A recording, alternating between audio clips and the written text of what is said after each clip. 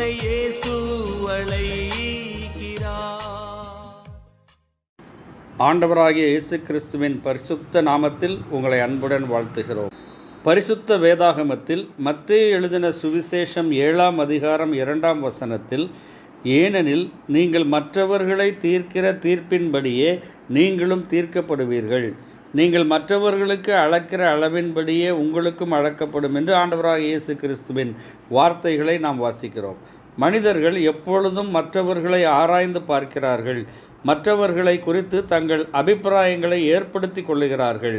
தங்கள் சொற்களாலும் நடக்கையினாலும் செயல்களாலும் மற்றவர்களை நியாயம் தீர்க்கிறார்கள். ரோமருக்கு எழுதின நிருபம் 2ஆம் அதிகாரம் முதல் 2 வசனங்களிலே நாம் இவ்வாறு வாசிக்கிறோம்.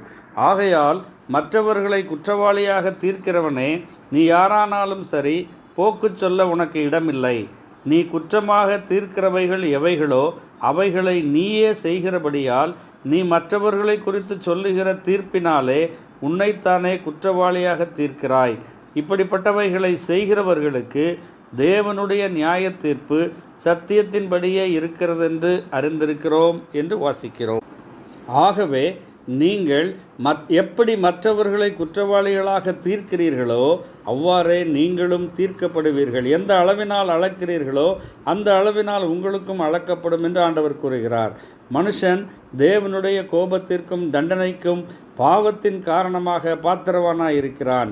இதிலிருந்து அவனை காப்பாற்றுவதற்காக இயேசு கிறிஸ்து பாவமற்றவராய் உலகில் தோன்றினார். மனுக்குலத்திற்கான பாவ தண்டனையை தன் பேரிலே ஏற்றுக்கொண்டு கல்வாரி சிலுவையில் தம்மைத்தாமே பலியாக ஒப்பு கொடுத்தார். மரித்தோரிலிருந்து 3ஆம் நாள் உயிரோடு எழுந்தார்.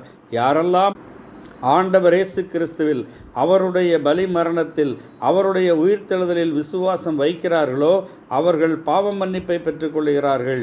தேவ கோபத்திலிருந்து தப்பி தேவ அன்புக்கு பாத்திரவான்களாக மாறிவிடுகிறார்கள்.